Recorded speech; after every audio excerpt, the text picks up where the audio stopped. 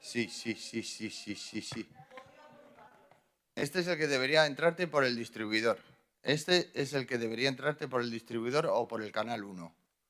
En el canal 1 de aquí.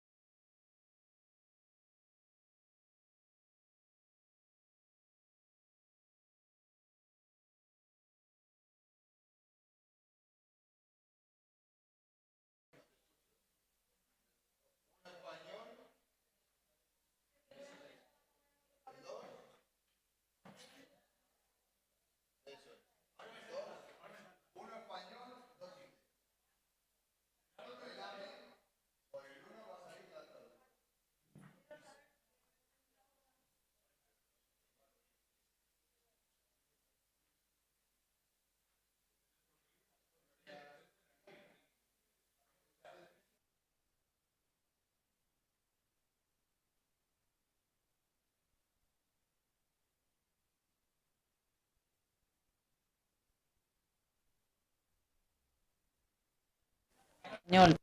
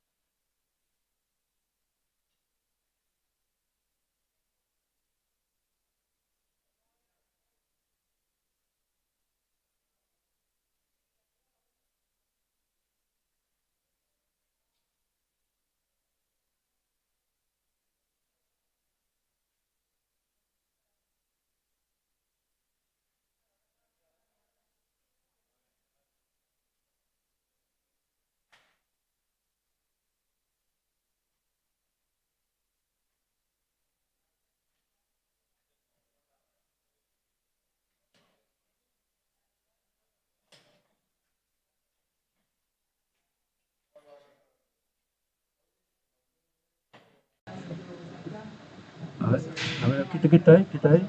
No, yo creo que ese es el audio Quita ahí, quita del... ahí. Vale, esa no es. A No. ver.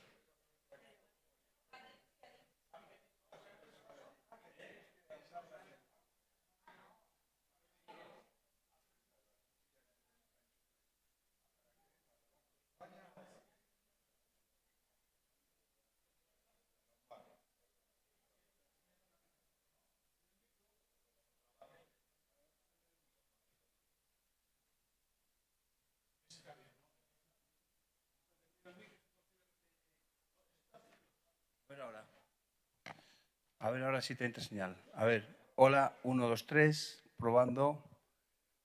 ¿Te entra? Vale. Cristina, a ver si puedes hablarles a estos chicos.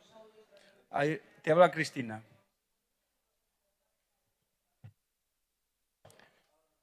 Te está hablando Cristina.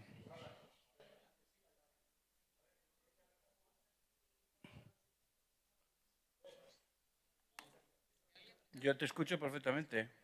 Yo lo escucho perfectamente por el canal 1. ¿El cual tienes apagado el aparato? Mira, a ver. Santi. Canal 1, canal 1.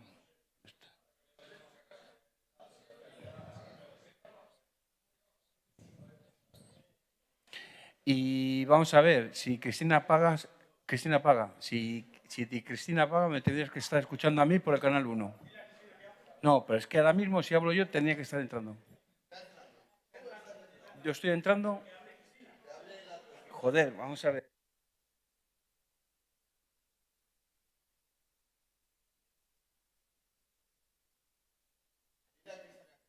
A ver, Cristina.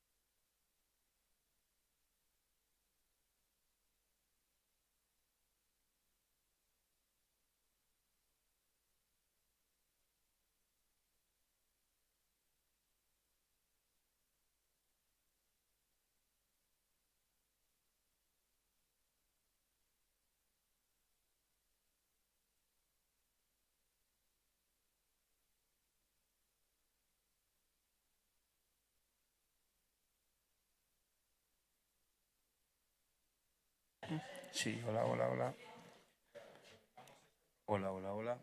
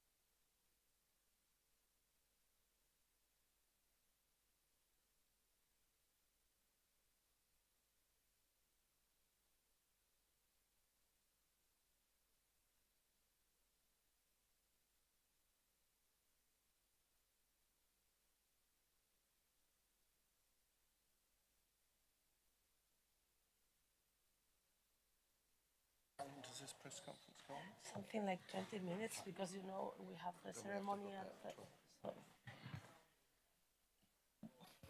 Buenos días a todos. Good morning to all of you.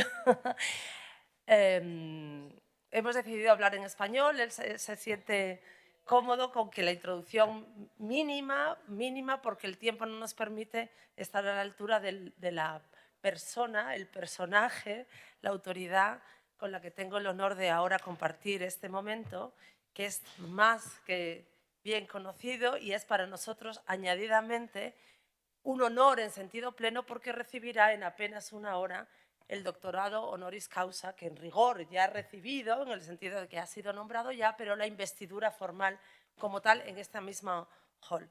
El profesor Feijes es un conocidísimo historiador en una capacidad enorme de hondura y de divulgación, con la dificultad que eso tiene, y está regalándonos esta semana también un curso magistral que se está celebrando desde el martes, durará hasta mañana, y en el que se integra esta ceremonia que queremos que sea muy sentida y que responda a la admiración muy profunda que sentimos por él y que representa además en este año, como bien saben, muy en particular el vínculo con Europa, que forma parte del hilo conductor de la programación del verano 2023.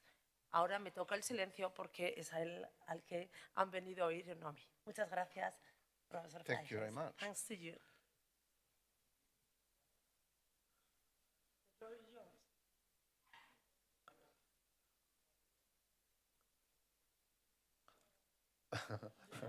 No questions? Maybe you can say something, I don't know. Pablo. Okay.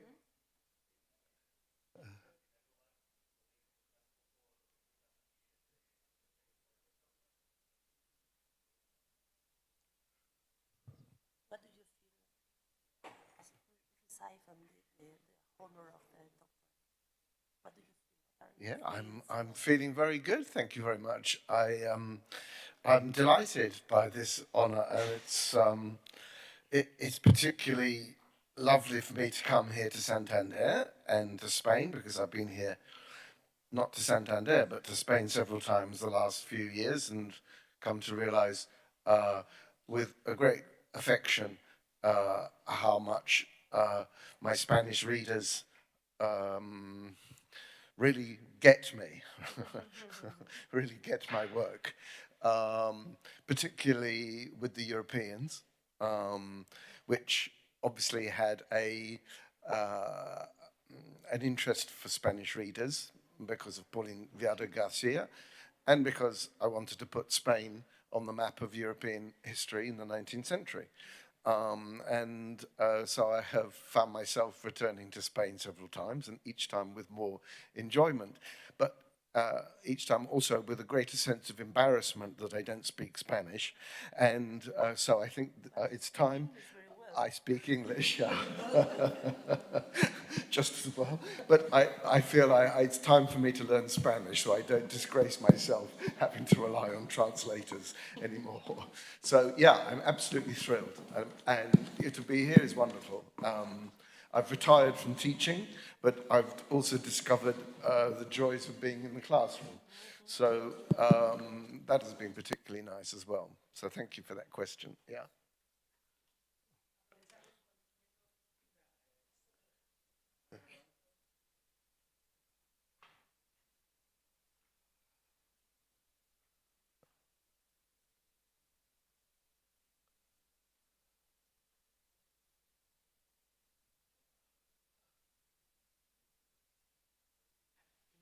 In translation. Yes.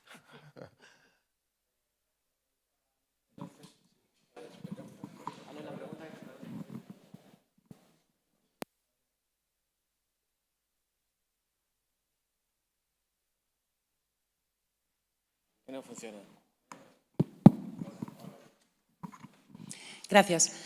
Aprovechando su conocimiento sobre Rusia, me gustaría preguntarle cómo valora, cómo ha recibido esa noticia con la que todos terminamos el día de ayer o hemos comenzado el de hoy sobre la presunta desaparición de Prigozhin.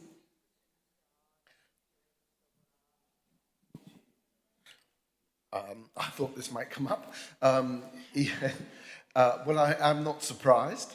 it was always the logical conclusion of this episode. I think we still to find out a lot of elements.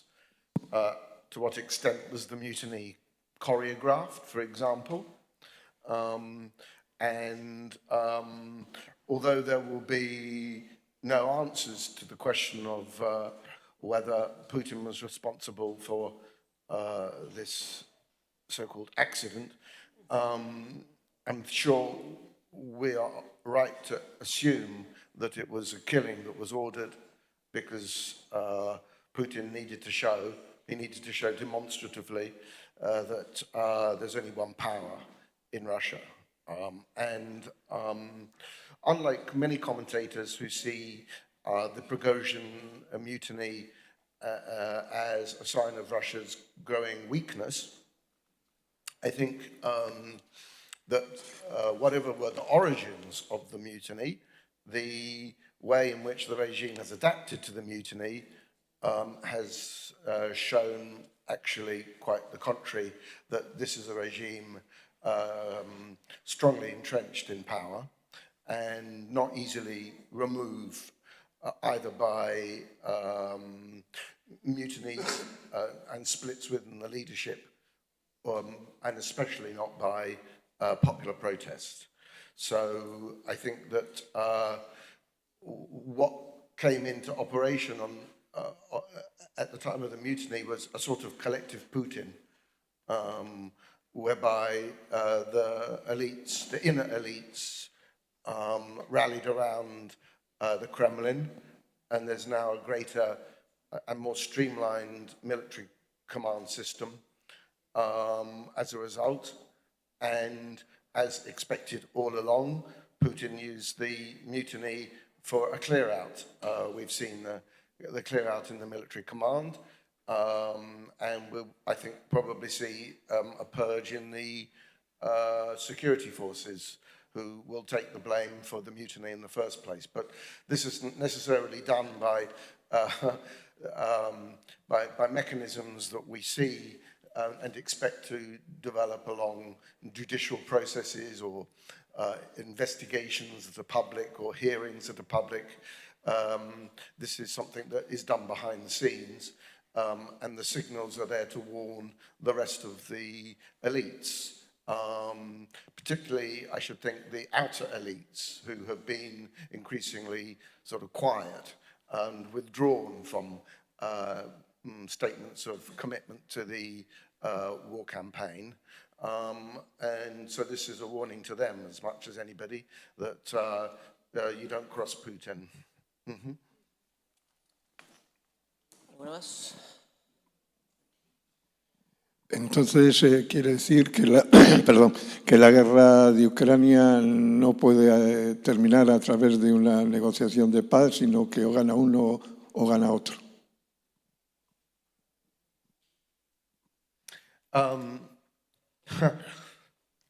I don't think there can be winners in this war. There are only losers. Even if Russia, under Putin, manages to hold on to the territory that it's occupied and call that a victory, which is probably the most likely scenario, that will not be good for Russia.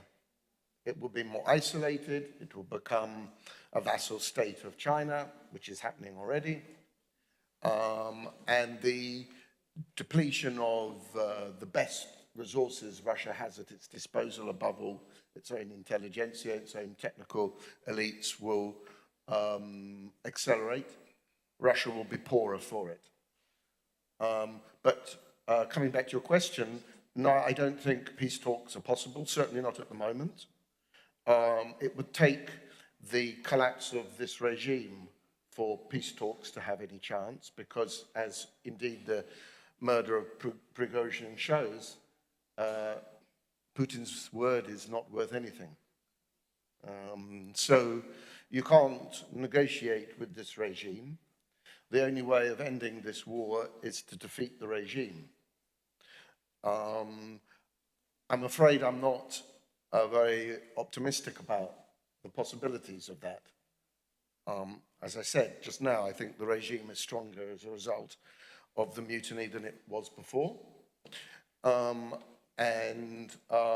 think that the results of the Ukrainian counter-offensive have not given us much to hope for in terms of pressure on the Kremlin in the foreseeable future, pressure strong enough in the foreseeable future to force the Russians to the negotiating table. So I suspect that this war will be yet another frozen conflict,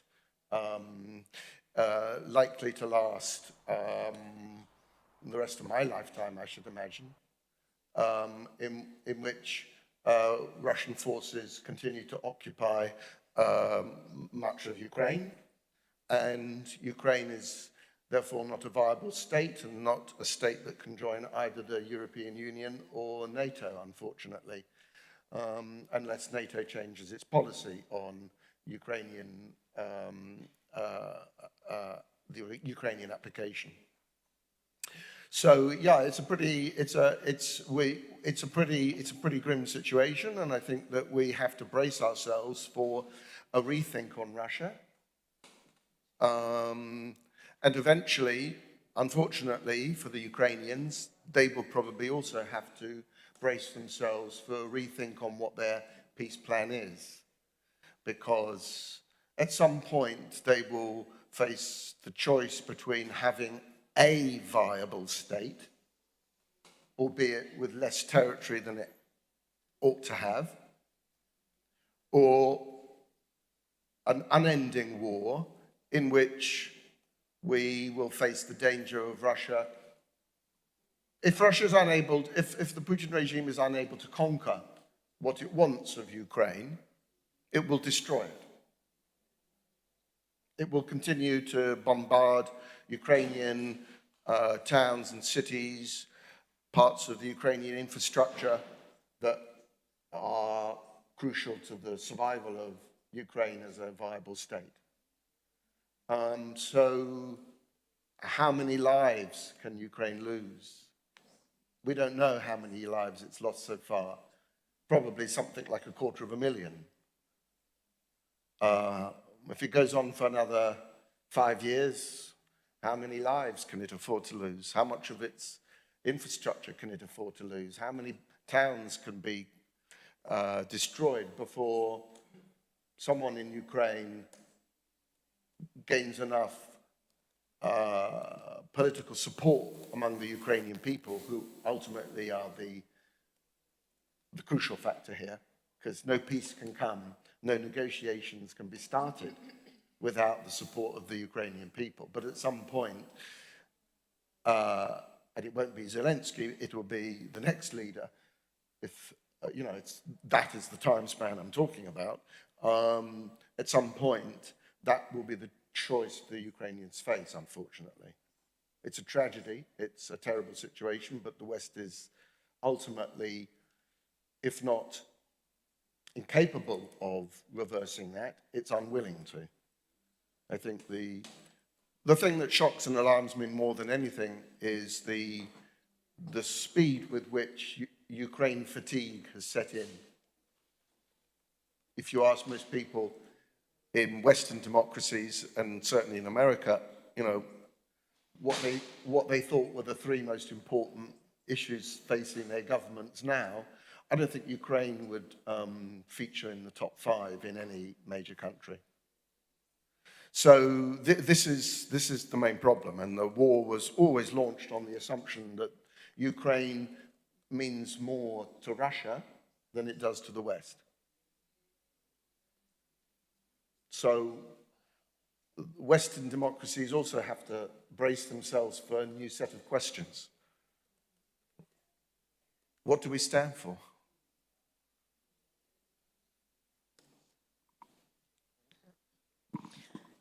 Buenos días. A partir de su trayectoria y de todo lo que ha investigado desde el inicio de sus primeras obras, centrado en las revoluciones sociales rusas y cómo han estado asociadas en muchos casos a figuras de poder casi míticas, esta deriva que nos sitúa a día de hoy en este punto, ¿le sorprende de algún modo o atendiendo a la historia del país era algo que casi se podía esperar?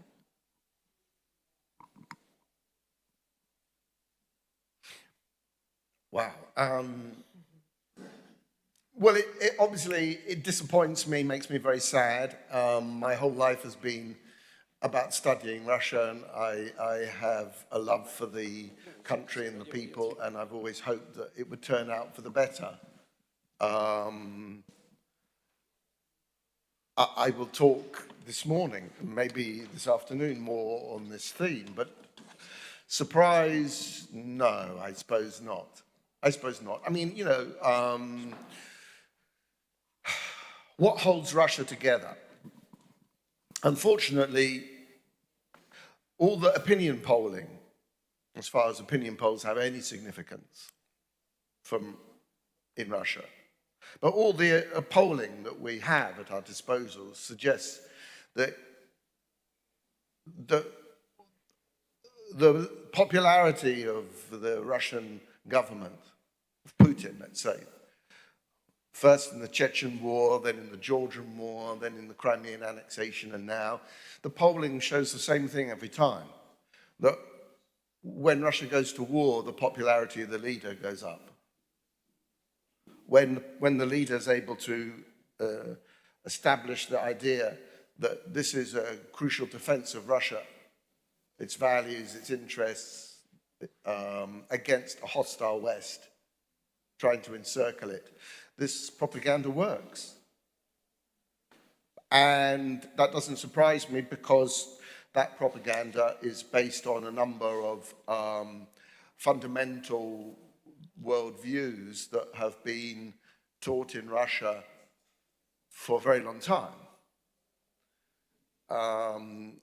Obviously, it's built on people's direct experience of the Cold War and what they were told in those years about the West.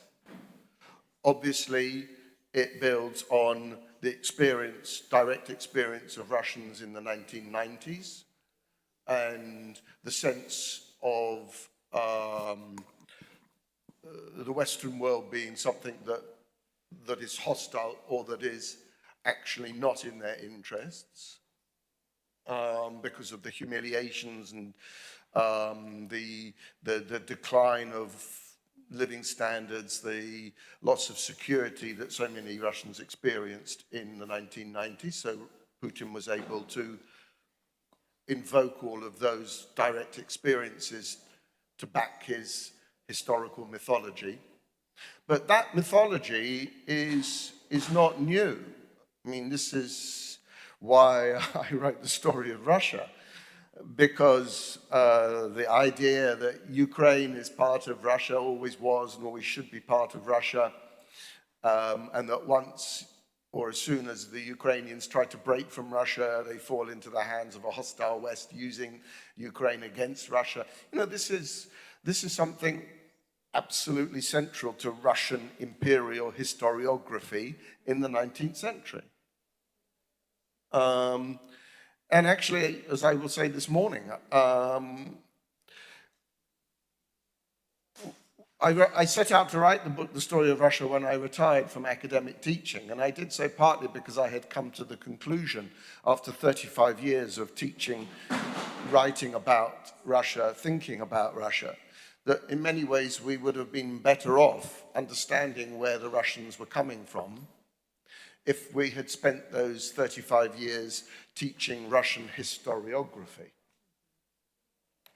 in combination with Russian history, rather than just Russian history. Because the way we see Russian history is not the way the Russians see their history. We see Russian history through the eyes of our friends in Russia, who are the Western-oriented intelligentsia, whose influence, it turned out, was much exaggerated by the Western intelligentsia, but also by ourselves. And, of course, the Western-oriented intelligentsia sees their own country through the eyes of the West. So we had this expectation, echoed by our friends in Russia, that somehow Russia was going to turn out like us. And of course it hasn't. And maybe that's because we were asking the wrong questions, or talking to the wrong people, or looking at the wrong things in Russia. Because the signs were there all the time. So what I want to say this morning in accepting this degree is that we need a shake-up. We need radically to rethink how we engage with the Russia problem intellectually. Bien, buenos días. Mi pregunta va un poco en el sentido de lo que usted estaba comentando en este momento, y es si estamos contando bien esta guerra, si estamos contando bien lo que es la población rusa en sí, y cómo ha sido el hecho de digerir esta frustración de ese proyecto de la URSS. Y teniendo en cuenta el último discurso de Putin, cuando se rebelaron los mercenarios de Wagner, él ninguneó a lo que era el proyecto de Lenin, lo que fue la revolución rusa como tal. ¿Estamos contando bien esta guerra de por sí y el proyecto de Putin?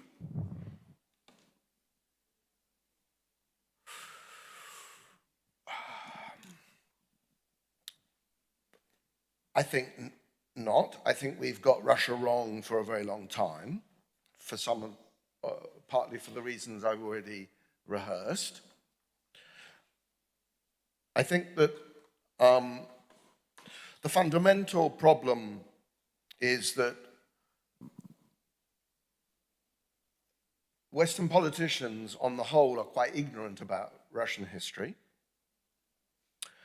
to the extent that they, even in the Soviet period, equated Russia with the Soviet Union. I mean, there's the famous incident of George Bush Sr. going to Ukraine and saying, gee, what part of Russia are we in?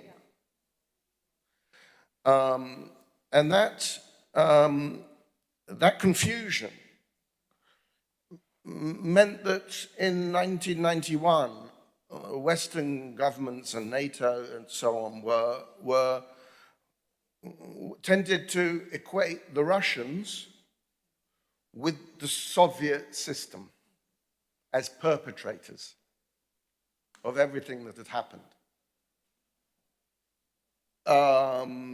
Which, of course, to some extent is fair, because under the Soviet system, the Russians were the first among brothers.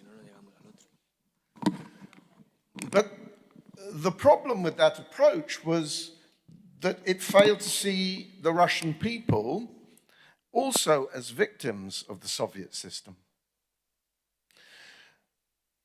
Ukraine, Kazakhstan, the Baltic republics, Georgia, they were all able, after 1991, to build a national identity and gain support from the West for that national identity on the basis of, we are not Russian.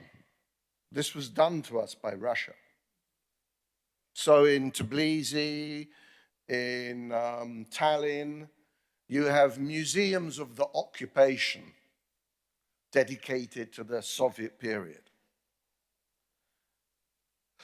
And that wasn't possible for Russia or for the Russians. They couldn't blame themselves for everything that was done. They would tear themselves to pieces.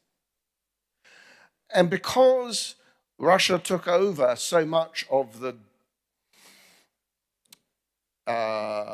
legacy of the Soviet Union, I mean in terms of, you know, the nuclear armory, the seat at the United Nations and so on, it never really had a confrontation with what the Soviet system did to them.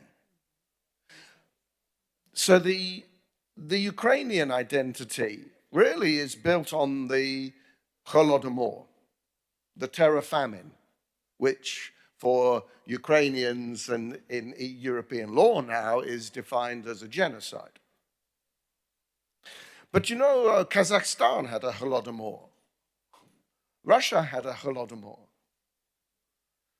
But the Russians have never really had to deal with or confront the question of collectivization, which is what essentially the Holodomor was.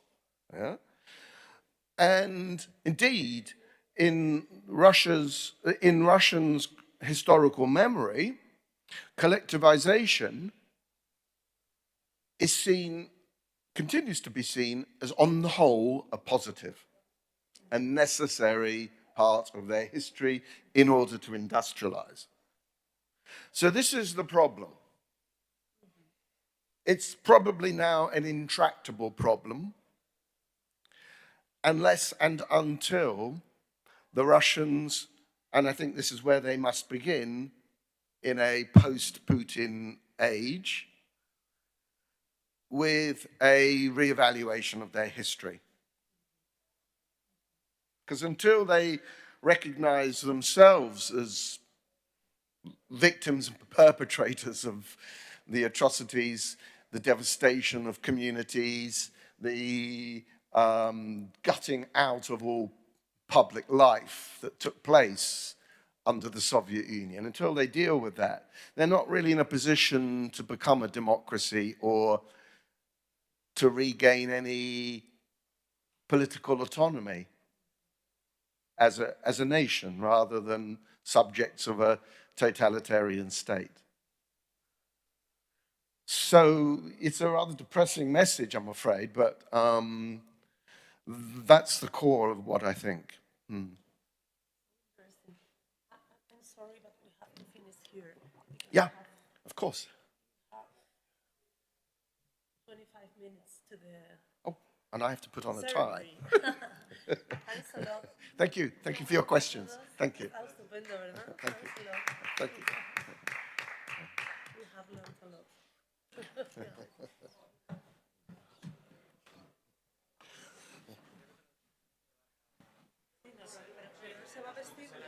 Pero se va a vestir allí, ¿no? ¿Sí?